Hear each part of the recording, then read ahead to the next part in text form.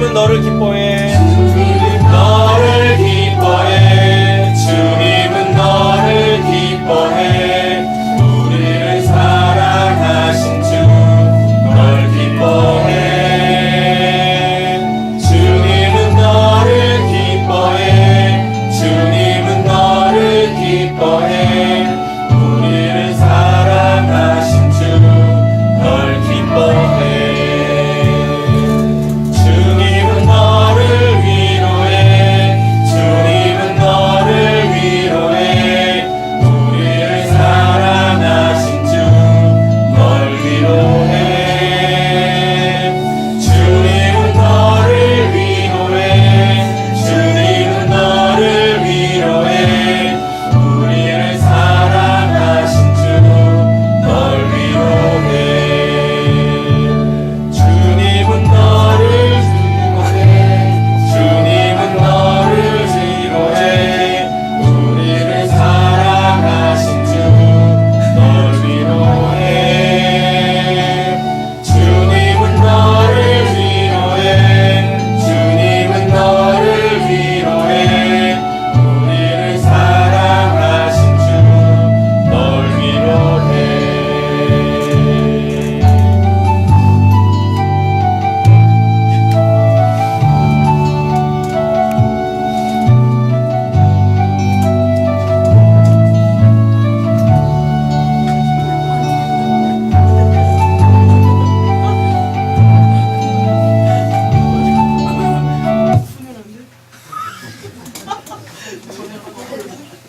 미가엘도 은혜를 받는군요. 그냥 끝이질 않네요. 네, 지금 오늘 잠시 한번 기도하고 말씀 함께 나누도록 하겠습니다. 하나님,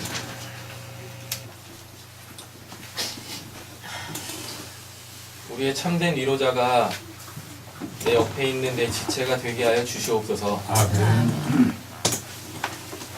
내 옆에 있는 지체가 나에게 건네는 따뜻한 그 사랑의 말 한마디, 위로의 말 한마디가 하늘에서 울려 퍼지는 하나님의 음성이 되게 하여 주시옵소서. 하나님, 그러려면 우리들 마음속에 그 어두움들이 사라져야 할 줄로 믿습니다. 우리 안에 분명히 생명의 빛이 있음에도 불구하고 여전히 그 그늘진 부분들이 있음을 고백합니다. 하나님, 때로는 우리의 그 그늘짐으로 인하여서 힘들고 지치고 낭망에 있는 이들의 그 심정을 이해할 수 있지만 찬란한 그 생명의 빛 안에는 더 이상 이제 그 그늘조차도 남겨져 있지 않게 하여 주시고 하나님의 그 따뜻한 사랑의 마음으로 그 어떤 누구도 품어낼 수 있는 자들이 되게 하여 주시옵소서. 나의 슬픔보다, 나의 아픔보다, 나의 고통보다, 내 염려와 근심, 걱정보다 더 큰 하나님의 마음을 우리에게 주심으로 말미암아 하나님, 우리가 주저하지 말고 그 위로의 자리, 축복의 자리, 기쁨의 자리를 내 지체의 손을 붙잡고 함께 나아갈 수 있는 우리 새삼교회가 되게 하여 주시옵소서. 오늘도 이 예배 가운데 주의 말씀을 통하여 우리가 들어야 될 그 신앙의 내용들을 우리에게 생명으로 전해주실 줄로 믿사오며 우리를 구원하신 예수님의 이름으로 기도드립니다. 아멘. 네, 우리 유초등부, 네, 유치부 유초등부 친구들은 사모님 따라서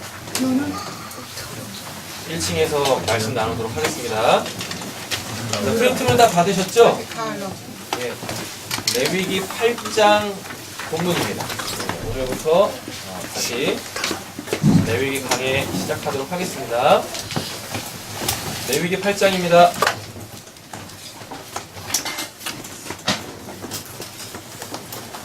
1절부터 마지막 말씀까지 보도록 하겠습니다. 오늘 설교의 제목은 제사장 위임식입니다. 예, 8장이 제사장을 이렇게 제사장이 제사장 직분을 감당할 수 있도록 위임식을 하는 이 내용이 오늘 8장이에요. 됐죠? 1장부터 7장까지의 내용들이 다 뭐였었죠? 제사 드리는 방법들이었었죠. 제사에 대한 어떤 규례들에 대하여서 쭉 설명을 했어요. 이제 제사 드리는 방법을 하나님께서 알려주셨으니까 이제 제사 드려야 되겠죠. 그죠? 근데 제사는 누가 드려야 돼요? 하나님께서 특별하게 기름 부어 거룩하고 성결하게 하신 그 제사장 있지 않습니까? 그 제사장들이 소위 말하는 그 제사를 집도해야 되는 거예요. 그러니까 아무나 제사를 막 드리는 게 아니었단 말이에요. 왜? 제사라는 것 자체도 뭐니까? 거룩한 거니까요. 그래서 그 거룩한 제사를 집도하는 그 거룩한 이들이 따로 있었어야 되는데 그들이 레위 지파였었고, 그리고 그 레위 지파 중에서도 이 반차를 따라서 하나님께서 이렇게 이 제사 드릴 수 있도록 기름 부으셨다고요. 그들에게 특별히 위임하셨다고요. 뭘 위임하셨냐면, 여러분 잘 들으셔야 돼요. 그 제사 드리는 걸 위임한 게 아니라 하나님의 거룩함이라는 걸 그들에게 위임하신 거예요. 여러분, 거룩이라는 단어를 히브리어로 카데시라고 합니다. 근데 카데시가 뭐냐면 뜻이 없어요. 카데시라는 말을 한글 성경에서 거룩이라고 번역을 했는데, 또 영어로는 그게 이제 홀리 이러거든요. 홀리하다고. 그런데 그 원래 뜻이 없어요. 뜻을 규정할 수가 없어요. 왜냐하면 이 거룩이라는 단어를요, 국어 사전에서 찾아보면 뜻이 뭐냐면 신에 속한 상태. 그러니까 신의 어떠한 상태를 거룩이라 그래요. 되셨죠? 네. 그러니까 내가 누구에게 속하지 않으면, 신에게 속하지 않으면 아무리 거룩이라는 말을 이렇다 저렇다 막 정의를 내려도 그게 올바른 정의가 아니다고요. 그러니까 히브리어 사전에서 찾아보면 거룩이라는 단어, 이 카데시라는 단어의 1차 의미가 뭐냐면 구별되어 있다예요. 구별되어 있다. 근데 그 구별되어 있다라는 그 내용을 성경 전체적인 문맥에서 이렇게 쫙 다 살펴보면 뭐냐면 존재 양식이 다를 때 이렇게 구별된다라는 단어를 써요. 그때 거룩이라는 단어를 쓴다고요. 예. 그래서 이제 그냥 기본적으로 사람들이 거룩하면 카데시 하면 구별돼 있다. 이런데 원래 그 뜻이 그게 아니에요. 예. 그 뜻이 잘 한번 보세요. 여러분, 하나님하고 우리하고 존재 양식 자체가 다르죠. 마치 짐승과 인간이 존재 양식이 다르듯이, 맞잖아요. 예. 그래서 종대 종이 뛰어넘을 수 없잖아요. 그렇게 하나님과 우리는 존재 양식이 달라요. 그때 하나님한테 쓰는 표현이 거룩이다예요. 거룩이다. 그래서 거룩이라는 단어가 뭔지를 알려면 우리가 어디로 들어가야 돼요? 하나님 안으로 들어가야 그제서야 카데시라는 단어의 뜻이 뭔지를 알게 되어집니다. 예. 교회를 다니면, 신앙을 하면 교회 안에서 굉장히 많이 쓰이는 몇 단어가 있어요. 제일 많이 쓰는 단어가 있죠. 뭐죠? 은혜죠. 그 다음에 믿음이고, 그죠? 그 다음에 거룩이고, 뭐 이래요. 사랑은 세상에서도 많이 해요. 예, 그죠? 예. 그런 거 빼고 세상에서 뭐 은혜 받았습니다 이런 얘기 하나요? 그런 얘기 잘 안 하잖아요. 세상에서 뭐 거룩하다 그런 표현 써요? 잘 안 한다고요. 예. 그렇죠. 뭐 믿는다라는 말은 많이 해요. 근데 이제 믿을 만한 사람은 별로 없죠. 예. 교회 안에서 하나님을 신앙할 때에 우리가 사용하는, 교회 안에서만 특별하게 사용하는 어떤 특정한 의미를 가지고 사용하는 이 단어들을 이렇게 사전에서 다 찾아보면은요, 이게 다 정의를 내릴 수 없는 것들이에요. 왜냐하면 그게 다 하나님에게 속한 것이기 때문에 하나님이 하시는 그 어떠한 것들을 이렇게 이 표현할 때 쓰는 단어들이기 때문에 이게 원래 그런 이제 이 하나님에 관련되어져 있는 단어들은 이 뜻을 규정할 수가 없어요. 그래서 성경에 은혜라는 말이 굉장히 많이 나오고 거룩이라는 단어가 굉장히 많이 나오는데 이게 문맥마다 내용이 다 달라. 문맥마다요. 성경에 보면 은혜 받는다라는 말이 굉장히 많은데 그래가지고 우리는 그냥 은혜만 생각해도 그렇게 좋잖아요. 그래서 지금 방금 전까지 이렇게 찬양하시면서 은혜 받아서 그냥 좋으시잖아요. 그럼 제가 이제 여기서 이제 여쭤보겠어요. 무슨 은혜 받으셨는데요? 도대체 무슨 은혜를 받았는데 이렇게 얼굴이 해처럼 뜨셨습니까? 예? 마음이 이렇게 부드러워지셨어요. 무슨 은혜를 받았길래?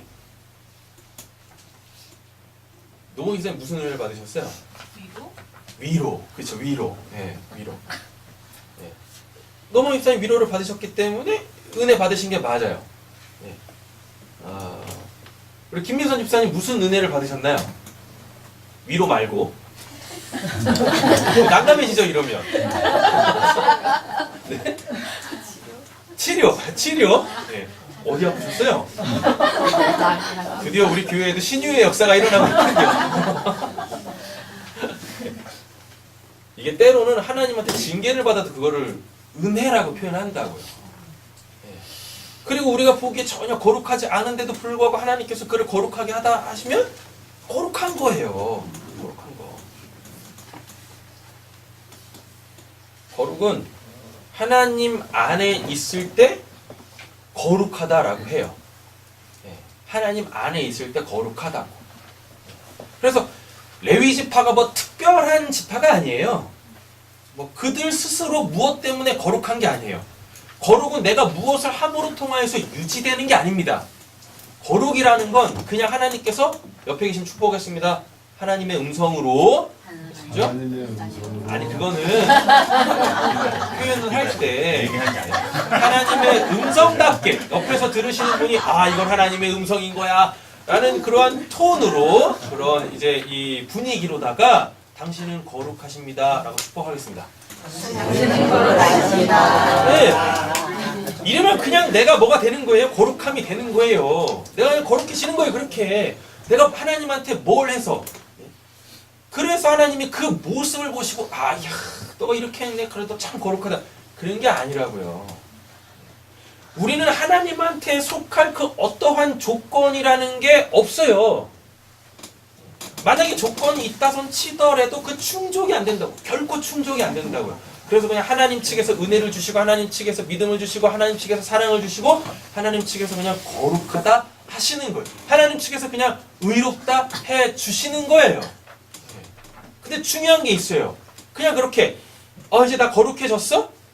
이렇게 끝나면 안 되는 거예요. 이제 그 거룩이 뭔지를 알아가셔야 되는 겁니다. 믿음이 뭔지를 알아가셔야 되는 거고 은혜의 내용이 뭔지 하나님께서 지금 나한테 뭘 주고 계시는지를 그거를 알 때 그때 우리가 거룩하고 은혜 가운데 있고 믿음이 있고 사랑한다라고 얘기를 하는 거예요. 그래서 신앙은 그냥 이렇게 말로만 듣는 게 아니에요.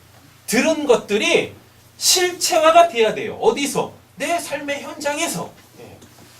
내 삶의 현장에서 이 신앙이 실체화가 되려면, 들은 말씀이 실체화가 되려면 일단 우리 노봉희 집사님과 그리고 이 민선 집사님이 받으신 은혜를 구체적으로 아는 것처럼 저 위로받았어요. 저 치료받았어요. 라는 것처럼 뭔가 내가 지금 하나님께 받은 뭔가가 내가 알아야 돼. 어느 상황 속에서 위로를 받으셨나요, 집사님? 찬양하면서 기도하는 거 이걸 물어보시는 거예요? 아니요. 위로 받았을 때 내가 지금 위로가 필요하니까 위로 받기 전에 위로 받아야 될 어떤 상황이 있었을 거 아니에요. 네. 그걸 갖고 있었잖아요. 그걸 지금 하나님께서 위로해 주셨으니까 저 위로 받았어요. 은혜 받으셨어요. 은혜 받았어요. 구체적으로 말씀하실 수 있으신 거잖아요. 그냥 방금 전에 주님은 너를 사랑해, 너를 위로해. 그러니까 그냥 위로 받으신 거 아니잖아요. 네. 그런 구체적 내용이 있으시잖아요. 그거는 예배 후에 점심을 먹고 지난주까지 했던 것처럼 그렇게 이 분반별로 이렇게 찢어져가지고 그때 나누시면 됩니다. 됐죠? 예. 민서 집사님 어디 아프셨어요? 마음이. 그렇죠. 마음이 어떻게 아프셨길래? 그것도 있다가 구체적으로 이렇게 나누시는 거예요. 그래서 모호한 신앙을 이렇게 자꾸 이렇게 이 실체로 가져가셔야 한다라는 이야기입니다. 그냥 말씀 듣고 집에 돌아가면 아무것도 일어나는 일은 없어요. 성도의 교제 속에서 내가 받은 은혜를 가지고 함께 나누고 또 나도 그거를 사모하여서 기도할 때에 여러분들이 예배 이후에 삶의 현장에서 하나님께서 직접적으로 여러분들 만나주시는 그 구체적 은혜가 또 주어지는 거예요. 되셨죠? 네. 그럼 딴 데로 갔는데 1장부터 7장까지 뭐예요? 제사 드리는 방법. 예. 거룩해지는 방법. 하나님께 나아갈 수 있는 하나님께 나아갈 수 있는 하나님과 깨어진 관계를 다시금 회복시킬 수 있는 그 방법을 제시해 놓으시고 그것 자체가 거룩한 거니까 하나님께서 이 거룩한 행위를 할 수 있는 사람을 또 거룩하게 하신 거예요. 그게 제사장이었고 8장에서는 그들이 이렇게 세우는 겁니다. 위임하는 거예요. 그 하나님의 거룩이라는 걸 이들에게 맡기시고 이제 제사라는 걸 통해서 백성들을 거룩하게 하시려고 하시는 장면이 오늘 레위기 8장에 나온다라는 거예요. 근데 오늘 말씀을 잘 보면 내용은 제사장 위임식인데 이게 다 하나님의 말씀대로 되고 있어요. 그래서 오늘 설교의 부제는 뭐냐면 말씀의 틀 안에서입니다. 말씀의 틀 안에서 1절부터 3절까지 보시면 하나님께서 말씀을 하세요. 그죠? 여기서 소제목 달아놨습니다. 말씀하시는 하나님이라고. 1절 주님께서 모세에게 뭐 하셨어요? 말씀하셨다 라고 하죠. 우리 지난주 수요일인가? 언제죠? 지난주 주일인가요? 예배는 누가 먼저 드린다 그랬었어요? 하나님이 우리한테 먼저 예배하신다라고 그랬었죠. 하나님의 예배는 뭐예요? 말씀에 소금을 뿌려서 우리를 다른 생각 못하도록, 그죠? 하나님 앞에서 내가 기세등등하게 서지 못하도록 우리를 풀을 죽이시는 것. 자, 그거 하신다고 하셨어요. 그래서 지금 뭐 하고 있어요? 주님께서 모세에게 말씀하셨다라고 이야기하는 거예요. 네 맘대로 하지 마라는 겁니다. 네 생각대로 하지 마.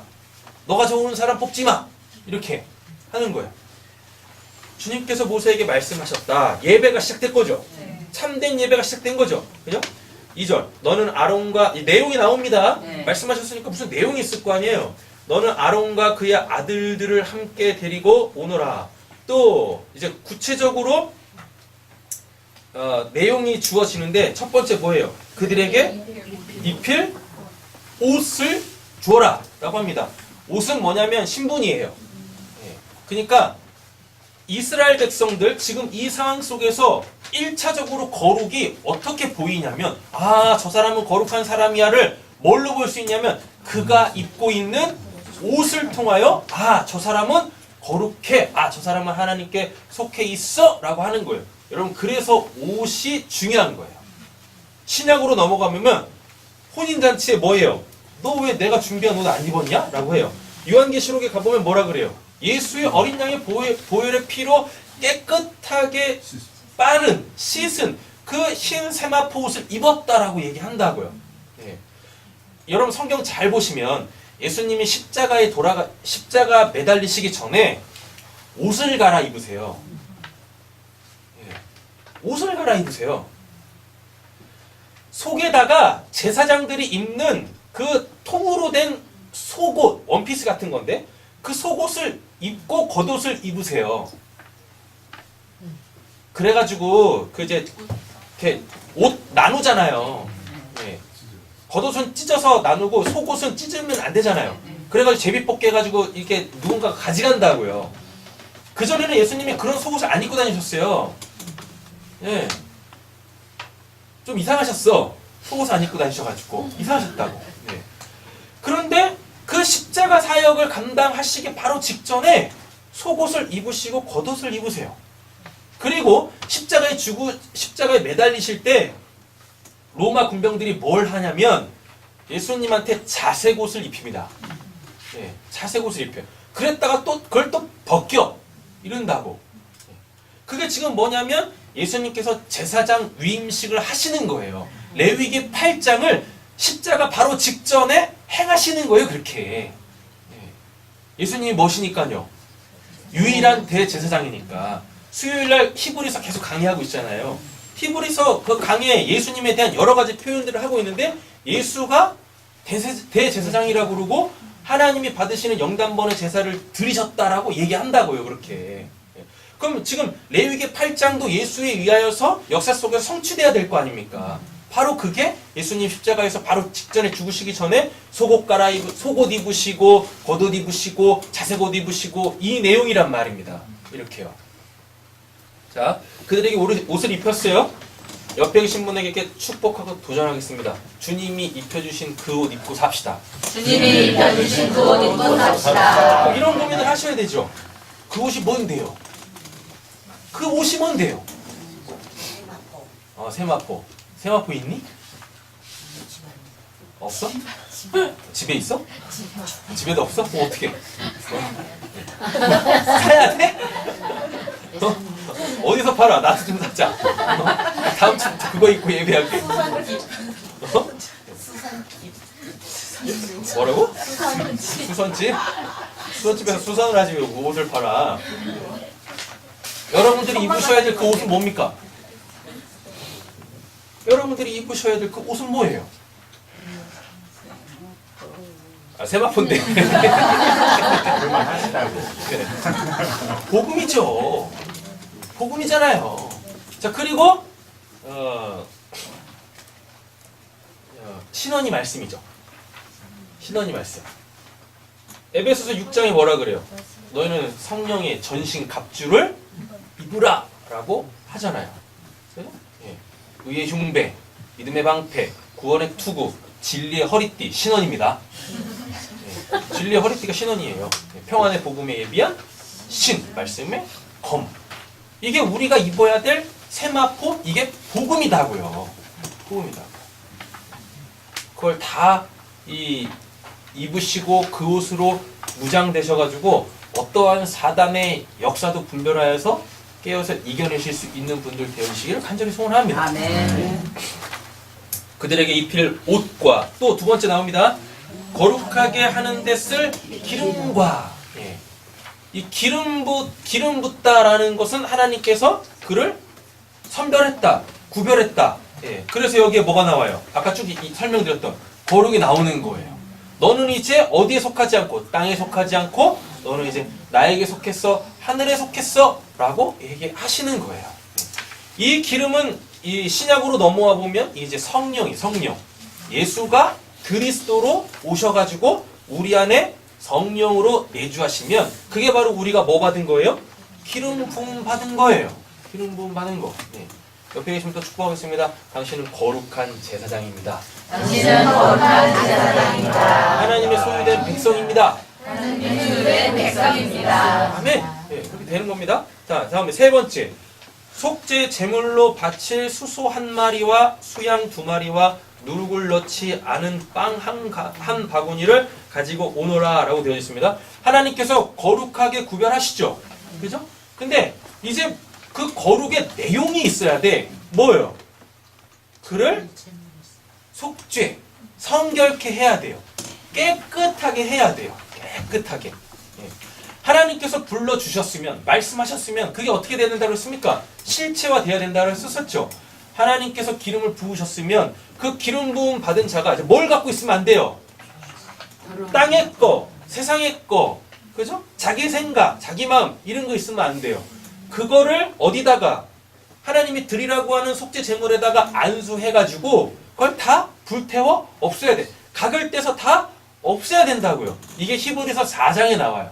하나님의 말씀은 살아있고 운동력 있어 좌우에 어떤 날선 검보다 예리하여 혼, 영, 육, 몸, 관절, 골수를 찔러 쪼개어서 하나님 앞에 낱낱이 다 들춰낸대요. 그래서 하나님이 원치 않는 것들은 다 어떻게 제거하는 거예요. 회개함으로, 삶을 돌이킴으로 없애는 거예요. 이렇게요. 되셨죠? 자, 다음에 네 번째 또 나옵니다. 또 모든 회중을 회막 어귀에 불러 모으라 라고 되어 있습니다. 아론과 그의 아들들 하나님께서 선별하셨습니다. 이들에게 이제 뭐 하라 그래요? 첫 번째 옷 입히라 그래요. 두 번째 기름 부으라 그래요. 세 번째 속죄 제사드리라 그래요. 네 번째 온 회중을 회막 어귀에 불러 모아라. 이거 왜 불러 모으라고 하냐면 이제 뒷부분에 나오는데 이 제사드리면은 그 이제 이게 화목제, 속죄제, 화목제 이 포함되거든요. 속건제, 소제제 다 포함되는데 화목제는 어떻게 해요? 먹죠. 그죠? 그래서 백성들과 이거를 나눠 먹게 하는 거예요. 그 구조가 이렇게 되는 겁니다. 거룩하신 하나님이 있어요. 거룩하신 하나님의 그 거룩함을 누구에게 다 주려고? 하나님의 백성들에게 다 주려고 먼저 이들과 이렇게 이제 중재해야 될 그 제사장들을 딱 뽑는 거예요. 이 제사장들은 뭐만 해요? 세상 일 안 해요. 제사드리는 그 거룩한 행위만 한다고요. 그리고 그들은 그걸로 먹고 삽니다. 하나님께서 그걸 양식으로 또 주셨거든요. 거룩한 하나님이 거룩한 제사장들을 당신 안에로 품고 들어와서 하나님은 이렇게 품어낼 수가 없잖아요. 하나님은 눈에 안 보이지 않습니까? 그러니까 하나님을 설명해 줘야 될 그 누군가가 필요한 거예요. 그게 바로 제사장이라고요. 그럼 이제 하나님께 이렇게 쏙 들어온 제사장들이 하나님 안에서 하나님이 어떤 분이신지를 알아가지고 이제 뭐 하는 거예요? 백성들에게 전해주는 거예요. 뭘로 전해줘요? 먹으면서 그 거룩한 양식을 함께 제사드리는 것 자체가 다 거룩한 거잖아요.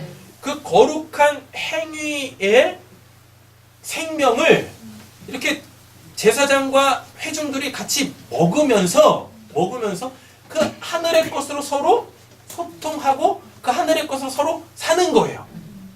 그래서 먹는 게 그래서 중요한 거예요.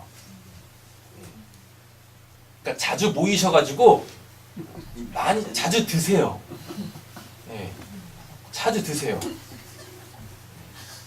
그럼 커피라도 드세요. 커피 카페인이 많으면 좋은 차라도 드십시오. 그러니까 자꾸 이렇게 그래서 옛날에 우리말에 잘 먹고 잘 살아야 된다고 하잖아요. 진짜 잘 먹어야 돼. 근데 어떤 걸 먹냐면 그 하나님의 거룩한 그것을 먹는 거예요. 그것을. 이제 저는 좀 그렇게 이제 음식에 대한 경외함이 있어가지고 그러니까 식탁이라는 것에 대한 이렇게 두렵고 떨리는 마음이 있어가지고 이게 밥 먹을 때는 말을 안 해요. 일단 음식에 충실합니다.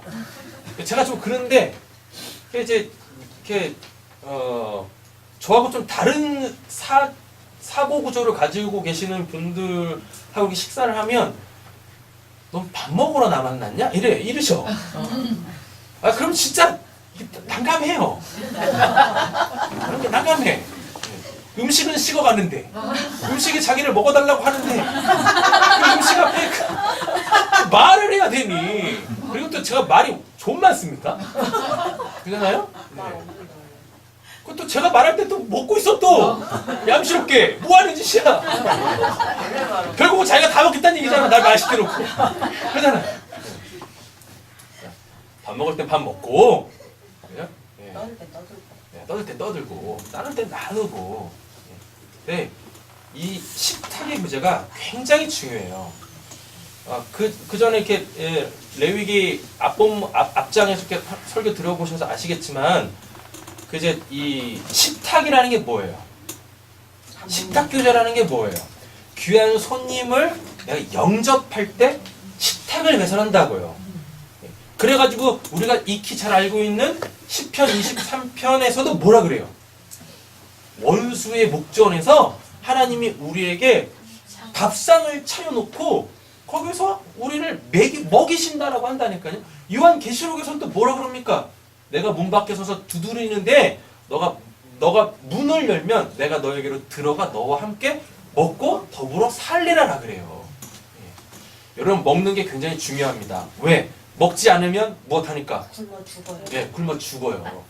굶어 죽는다고. 여러분 그거 아세요? 많은 분들이 살 때문에 전쟁을 하고 계시는데 네. 이 살이라는 게 얼마나 중요한데요. 지방이지 지방이. 살이 문제가 아니야. 여러분 이 살이 뭡니까? 예전에도 말씀드린 적이 있는데 이 살이 뭐예요? 살이. 보호막. 보호막이야? 이 살이 뭐예요? 살이. 비진 예수님. 네. 뭐라고? 비진리. 오 대단하십니다. 네. 비진리는 진리의 반대말이 아니에요. 진리를 담고 있는 그릇이 비진리입니다. 많은 분들이 이것도 착각해. 진리, 비진리를 이렇게 대척점에 놓고 진리의 반대가 비진리라고 생각하는데 아니에요. 진리를 담고 있는, 진리는 눈에 볼 수 없죠? 네. 그죠? 그 눈에 볼 수 없는 것을 눈에 볼 수 있는 것으로 주어질 때 그걸 비진리라고 한다고요. 예. 여러분 그래서 예수님이 그런 말씀하시죠. 요한복음 14장 6절 내가 길이요 진리요 생명이니라 그러죠. 나로 말미암지 않고는 아버지께 갈 자가 없다 그러죠. 그죠? 근데 또 예수님 이런 말씀하십니다. 아버지 당신이 하신 말씀이 진리이십니다 라 그래요. 요한복음 1장에는 예수님이 태초에 말씀이 계시니라 그 말씀이 하나님과 함께 계셨고 그 말씀은 곧 하나님이시다라고 그러거든요. 근데 14절에 뭐라고 그러냐면 그 말씀이 육화됐대요. 말씀이신 하나님이 육화돼서 우리 눈에 보이면 그게 누굽니까? 그게 예수잖아요. 맞죠? 근데 그 예수가 진리 아니에요.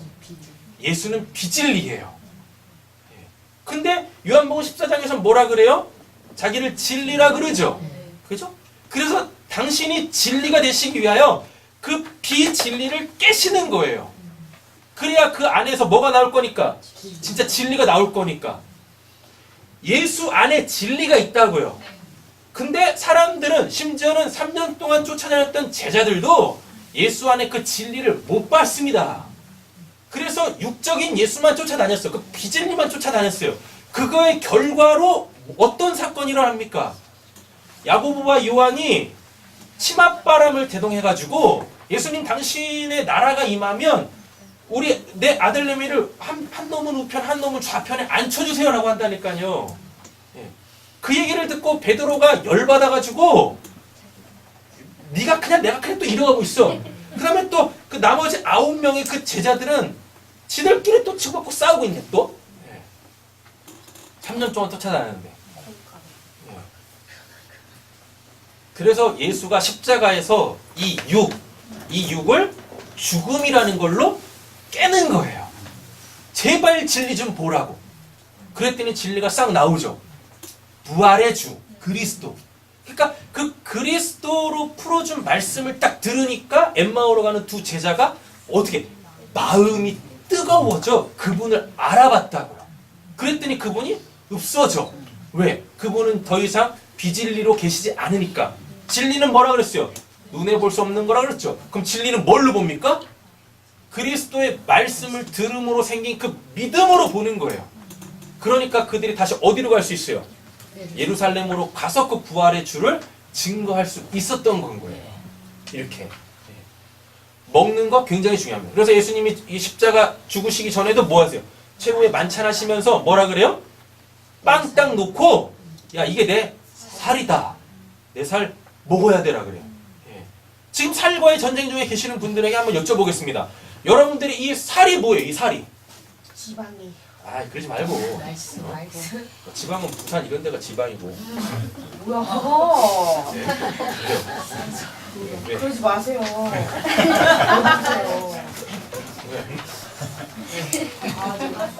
아, 얘가 틀렸어. 부산은 큰 도시라서. 장성입니다. 장성. 네. 제 유머 때문에 우리 신혼이 배꼽이 빠졌어요. 여러분들 이 살이 뭐예요? 이 살이. 비진리라며요. 그러니까 말씀. 여러분들이 드신 게 여러분들의 살인 거예요. 그래서 먹으면 살찌는 거예요. 네. 여러분들이 드신 게 살이라고요. 그럼 한번 생각해 보세요. 여러분 한번 생각 한번 해보세요. 왜 살과의 전쟁을 하십니까? 먹지 말아야 될 걸 먹어서 그래. 먹지 말아야 될 걸 먹어서 그게 이제 체질이라 그래요. 살이 돼가지고 그거 있으면 안 될 살이니까 지금 전쟁하고 있는 거잖아요. 안 해? 이제 포기했어 나도. 그래 그만 먹어라. 여러분들의 이제 이 살이 이제 이 살이 하나님이 주시는 그 양식을 먹어서 건강한 살이 되어지길 원합니다. 그 건강한 살은 살과의 전쟁을 할 필요가 없어. 그리고 우리는 그 살이 없으면 기동을 못해요. 힘이 좋구나. 그래. 기동을 못한다니까, 기동을. 여러분들의 모든 에너지가 다 어디 축적되어져 있는 겁니까? 여러분들 살에 축적이 돼 있어요. 여러분들 살에. 안 썬. 아 너무 안 썬 누가. 아니, 너가 세상을 편하게 살아서 그래. 힘을 가지라면죠. 이제 여러분들 하나님의 귀한 말씀을 잘 공급 받으셔가지고 여러분들이 그 하나님 안에서 기동할 수 있는 살찌시는 분들 되어주시길 간절히 소원합니다. 네, 그러셔야 돼요. 영혼이 이렇게 삐쩍 말라 있으면 안 되잖아요. 육만 이렇게 커지고. 모든 회중을 회막 어귀에 불러 모으라 라는 이야기는 하나님께서 제사장들을 통해서 거룩하게 구별한 제사장들을 통해 가지고 어떻게 하나님의 것으로 하나님의 백성들을 먹여 살리시겠다라는 겁니다. 됐죠? 그래서 그 출애굽기를 보면 광야에서 전적으로 하나님께서 하늘의 것으로 그들을 먹이시잖아요. 하늘의 것을 아무리 먹어도 살 안 쪄요. 그래서 출애굽기를 이렇게 면밀히 살펴보면, 신명기 이렇게 면밀히 살펴보면 다이어트 했다는 말이 안 나와. 안 나온다고요. 뭘 많이 먹고 싶어도 그날로 끝이야. 그날로 끝. 그 다음날 새 걸 주신다니까요. 여러분 왜 우리가 살찌죠? 계속 우리 먹어서. 가지? 계속 먹어서. 오늘 먹을 양만 준비하면 되는데 내일 먹을 것까지 준비해 놓고 오늘 먹을 거 다 먹고 내일 또 먹어서 그래. 근데 내일은 또 그날 또 먹을 걸 또 준비해. 그러니까 오늘은 1개 먹었다면 내일은 2개 먹는 거예요. 이 계속 반복되니까 어떻게 돼? 그래서 찌는 거예요. 아 진짜 듣기 싫다. 내가 지금 뭘 말씀드리려고 하는 거냐면 하나님은 우리에게 일용할 양식을 주시는 분이세요.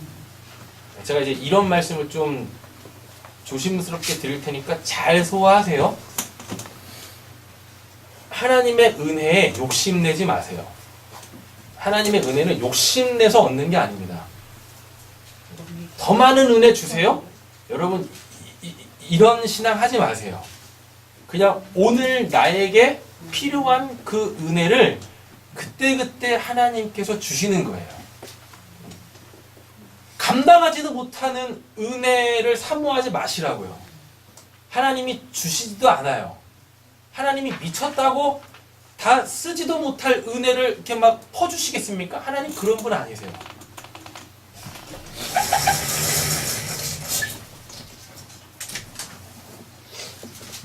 금요일날 이런 말씀 드렸어요.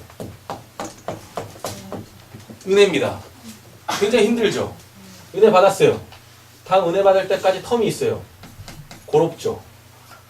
그죠? 이때 반짝합니다. 하늘을 뚫고 올라가. 내가 그냥 온갖 은혜를 다 받았어요. 하늘을 뚫고 올라가. 그죠? 높이 올라갔으니까 추락하는 속도도 겁나게 빨라. 추격도 심하고. 그랬다가 또 이제 이렇게 못 살겠어요. 다음부터 이렇게 은혜 받아. 이러지 마시라고요. 이제 이런 신앙은 하지 마세요. 이렇게 우리는 이제 하나님의 은혜를 이렇게 뭐라 그러지? 어차피 시간순으로 시간상에서 받잖아요. 그죠? 그래서 이렇게 띄엄띄엄 한 방에 이렇게 큰 거 받지 마시고 어떻게 해요? 계속 받으시라고요. 그래서 이게 은혜의 선을 만드세요. 은혜의 선을. 이게 예수님이 주기도문에서 가르쳐 주셨던 뭐예요? 일용할 양식인 거예요. 언제 받을지 모르니까 일단 많이 받아놓자. 그래서 마시라고요. 예수님 뭐라고 했어요? 일용할 양식 날마다 내일 일은 염려하지 말라라고 한다니까. 내일은 내일로 족하다라 그래요. 내일이라는 것도 하나님 영역 속에 있다고요. 그래서 내일 살 은혜는 내일 그때 구하면 그때 하나님께 주시는 거예요. 이렇게. 근데 옆에서 누군가가 이렇게 은혜를 왕창 받은 것 같아. 그래가지고 상대적 박탈감이 오는 거죠. 분명히 기도도 내가 더 많이 한 것 같고 찬양도 내가 눈물을 더 많이 흘리고 나 찬양할 때 손도 이번엔 들었는데 근데 저 사람 아무것도 안 하고 있는데 저 사람한테 저렇게 은혜를 더 많이 주시는 것 같지? 해가지고 그 대도 않는 그 은혜 욕심을 부리신다니까? 예. 예. 은혜는 그렇게 받는 게 아니야. 그래서 하루하루 그 순간순간 하나님께서 오셔가지고 위로하시고 치료하시는 그 은혜들을 받으시기를 간절히 소원합니다. 네. 그리고 어느 순간부터는요, 내가 지금 은혜를 받고 있다라는 것도 있게 되어져요. 아니 심지어는 은혜를 줘도 은혜를 내가 받았다라는 이런 개념도 없어져요. 왠지 아세요? 왠지 아십니까? 은혜 가운데 있으니까 은혜가 부어지는 것을 인식을 못해요. 그럼 이렇게 되면 어떻게 되는지 아세요? 항상 기뻐하고 범사에 감사하게 되어져요. 그는 쉬지 않고 기도하고 있을 테니까. 네. 왜 우리가 은혜를 사모하는지 아십니까? 지금 내가 은혜 없다고 생각하니까 은혜를 사모하는 거야. 그래서 신앙이라는 게 어느 순간 이렇게 딱 보면은요, 더 이상 나에게 이런 은혜가 필요해라는 이런 것도 싹 사라져요. 그냥 내가 옆에 축복하겠습니다. 하나님 안에 있습니다. 하나님 안에 있습니다. 네, 하나님의 은혜 자체신데 그 은혜 안에 있는데 무슨 은혜를 더 받겠냐고요. 계속 지금 은혜는 주어지고 있는데, 됐죠? 그럼에도 불구하고 여전히 우리는 연약하기 때문에 내가 은혜 떨어졌다는 걸 누구보다도 제일 먼저 알아요. 그리고 또 웃긴 게 오늘 왜 선민 성도님 안 오셨대요? 아 그렇군요. 네, 은혜 떨어지셔 오시겠군요. 은혜 떨어진 걸 누구보다도 자기가 제일 먼저 압니다. 그죠? 그래가지고 옆에서 이제 은혜 받으셔야 되겠어요. 은혜가 떨어지신 것 같아요. 그럼 또 기분 굉장히 나쁘해. 마치 자기는 은혜 가운데 있는 것처럼. 제발 그런 거. 눈 감아도 다 보여. 그럼 그때 그냥 뭐 하시면 돼요? 그래요. 나 좀 위해서 기도해 주세요. 그러시면 된다니까요. 아니 그게 은혜 떨어지기 나쁜 겁니까? 예? 너무 있어요. 은혜 떨어지는 게 나쁜 거예요? 좋은 건 아닌데 나쁜 건 아니라고요.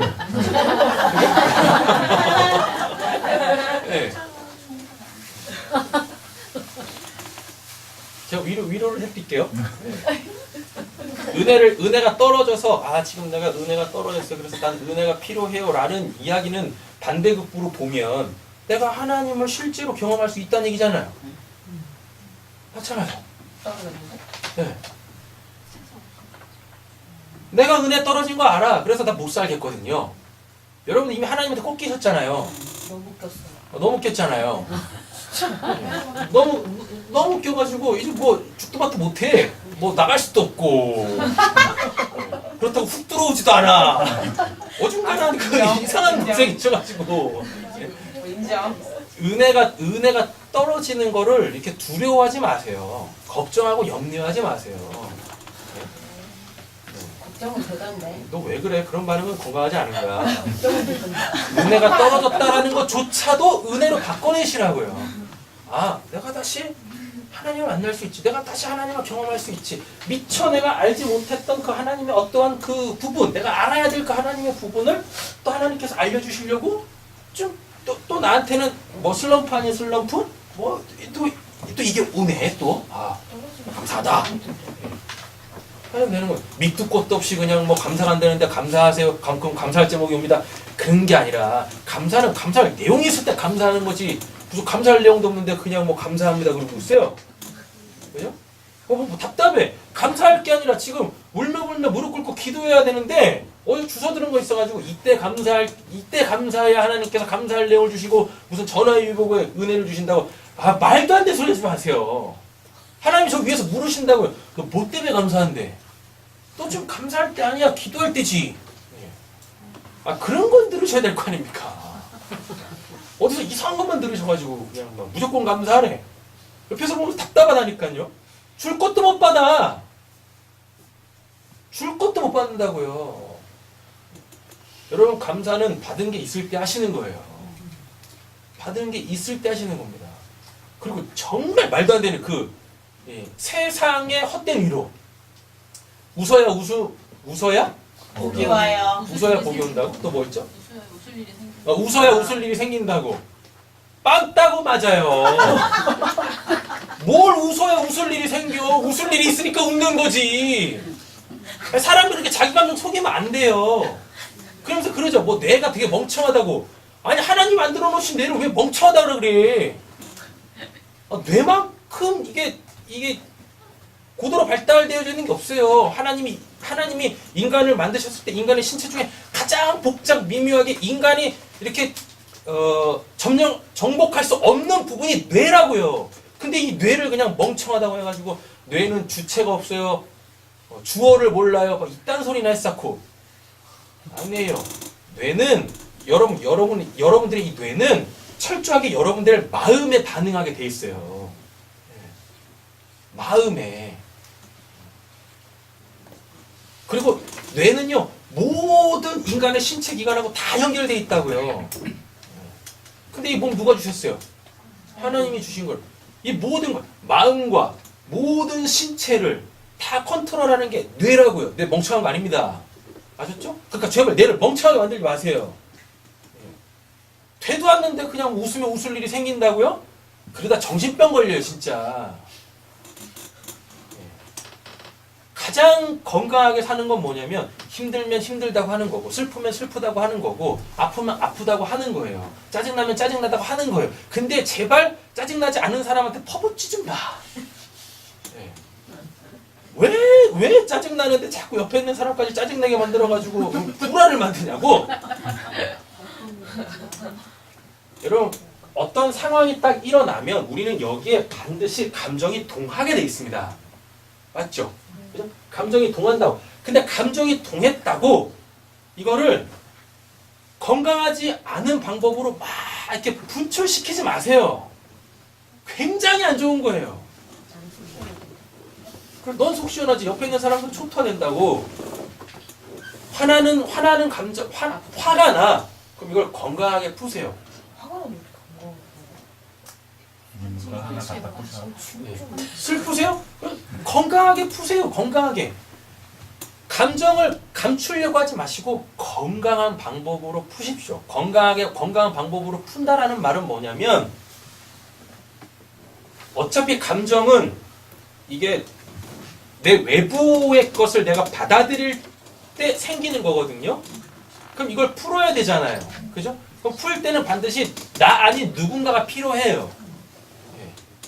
감정은 나 혼자 푸는 게 아니에요. 그러니까 스트레스 받는다고 혼자 하는 스포츠 그런 거 하지 마세요. 괜히 열받아. 안 되잖아, 잘. 스트레스 풀려고 했다가 안 돼가지고 더 열받아. 그런 거 하지 마세요. 그냥 날 받아줄 수 있는 사람한테 가셔가지고 여러분들의 그 마음을 있는 그대로 다 풀어내시라고요. 목사님밖에 안 돼. 그래 나한테 와 그럼 죽도록 말 텐다. 근데 이 감정을 그러니까 감정을 만약에 화가 났어요. 화가 났을 때 이렇게 감정을 건강하게 푼다고 아유 저 죽이고 싶은 놈 아유 어떻게 하지 이런 게 아니라 어떻게 감정이 그렇게 화가 나 있는데 톤이 그렇게 나올 수 있습니까? 그냥 막 목소리 높이고 싶은 대로 막 3옥타브 뭐 막 올리고 막 해. 예? 얼굴 인상 막 찡그리고 그래도 되는데 그 이야기를 듣고 있는 그 사람이 날 품어준다라는 내가 뭘 해도 날 품어줄 수 있는 그리고 나도 그 사람을 이해하고 있어야 돼요.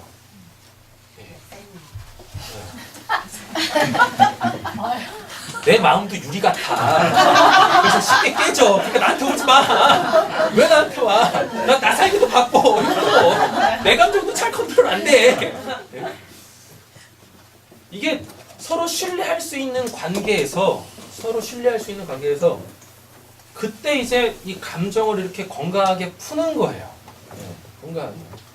근데 그를 공격하는 식의 감정풀이는 풀리지도 않습니다. 아무래도 자기도 안 풀리고 오히려 그 상대방도 더 안 좋아진다고요. 건강하게 감정을 푸세요.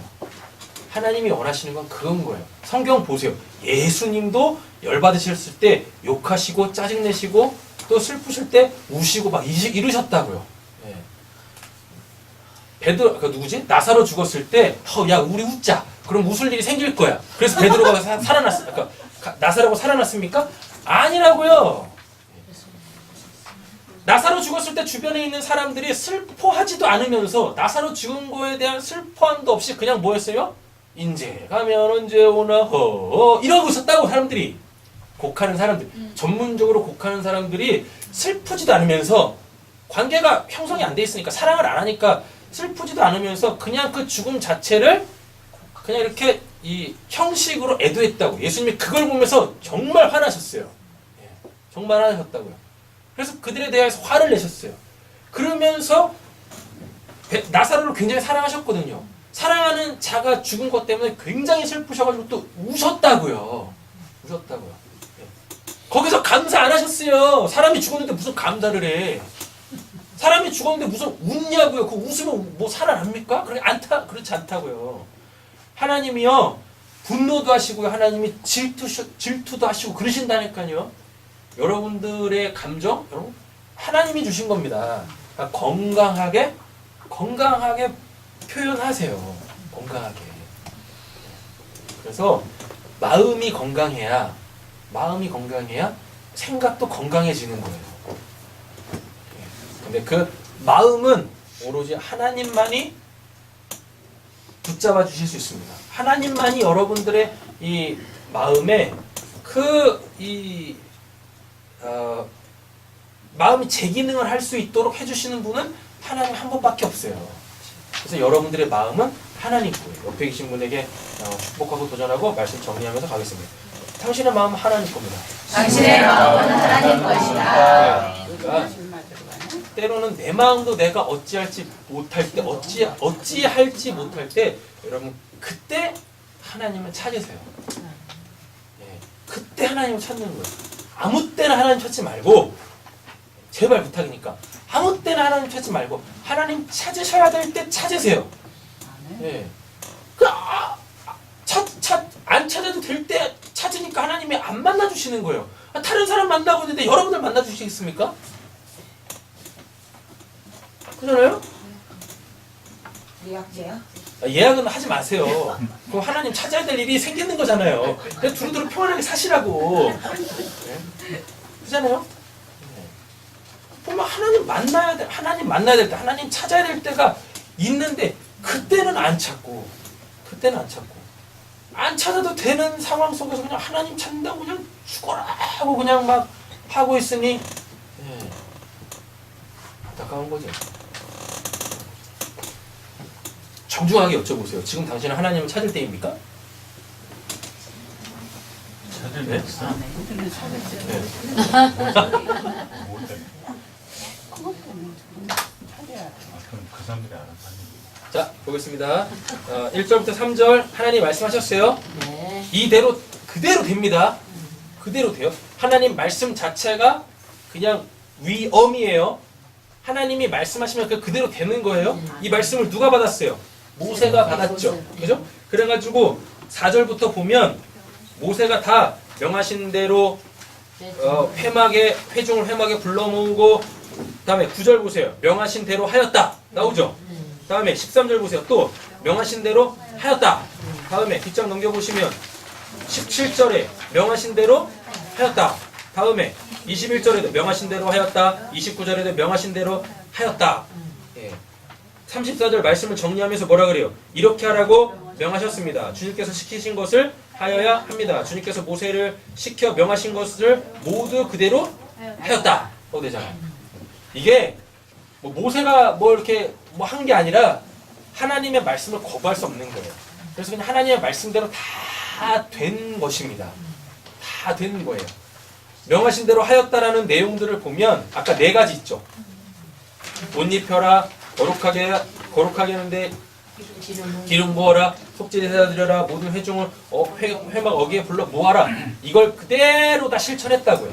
이게 하나님 말씀대로 그대로 모세와 아론과 그의 아들들과 이스라엘 회중 가운데 그대로 다 이루어졌어요. 이렇게. 자, 1번 보세요. 하나님의 말씀을 준행하는 자, 그들에게 옷을 입히라 그러죠. 그죠? 하나님의 말씀을 준행하는 자. 여기서 준행은 지난 주일날 거 들으시면 됩니다. 말씀 들은 거예요. 예배자의 참된 예배는 뭐부터 시작되는 거예요? 관계 형성부터 하나님 먼저 찾아오셔야 한다라는 이 것이었습니다. 두 번째 보세요. 시작된 예배는 거룩해야 되죠? 네. 맞죠? 시작된 예배는 거룩해야 돼요. 거룩은 하나님에 의한 택하심과 선언하심이죠. 이 관계를 수립해 가시는 겁니다. 이렇게 관계를. 자, 다음에 뒷장 넘겨보세요. 세 번째, 거룩한 예배는 예배자의 성결함이 요구되어지죠. 하나님이 우리를 뭐하다 하셨습니까? 거룩하다 하셨으니까 이제 그 거룩한 내용을 알아가야 되잖아요. 맞죠? 우리가 뭘 해서 거룩해지는 게 아니라 하나님이 거룩하시다니까 우리가 거룩해져야 되는 거예요. 네. 하나님이 거하실 수 있는 상태가 예배자인 거예요. 이게 바로 관계를 정립하는 거죠. 네. 하나님이 거룩하다고 하셨어요. 그럼 이제 하나님이 내 안에 계셔야 되잖아. 내가 하나님 안에 있어야 되잖아요. 그죠? 그러려면 내 안에 하나님 아닌 것들은 갖고 있으면 안 돼. 그래서 속죄제사 드려야 되는 거예요. 그리고 그 속죄제사로 통하여서 나의 뭐가 되는, 기둥할 수 있는 살이 되어지는 그 하나의 양식을 먹어야 되는 거예요. 그래서 회중들 다 모아놓고 먹는 거라고요. 이렇게 우리 하나님으로 살자라고 하시는 겁니다. 다음에 4절 네 번째 보세요.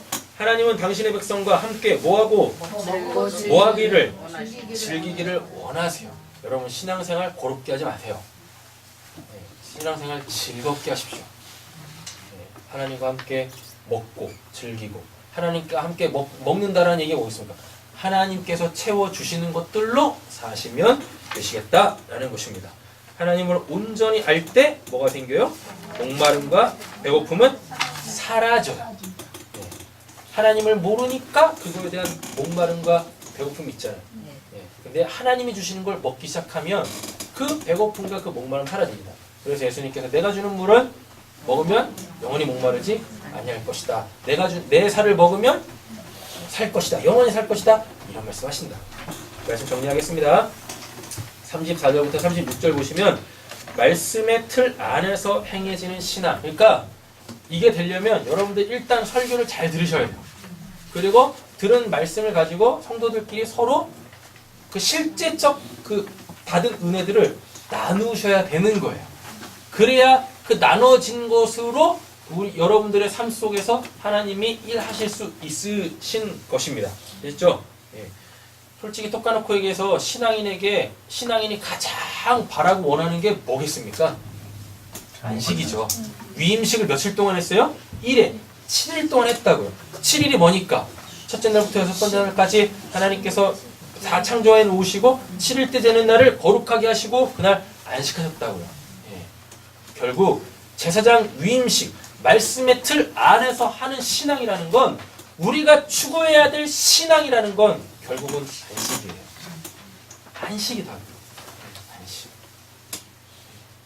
우리 사랑하는 성도님들의 일주일 동안의 그 삶이 안식의 삶이 되어지고 또 주어져 일주일 동안의 삶이 그렇게 하나님이 일하시고 완성되어지고 그래서 참된 쉼이 주어지는 안식의 신앙, 안식의 인생이 되어지기를 간절히 소원합니다. 맨 밑에 빨간색 글자 우리 같이 한번 읽어보고 말씀 마치겠습니다.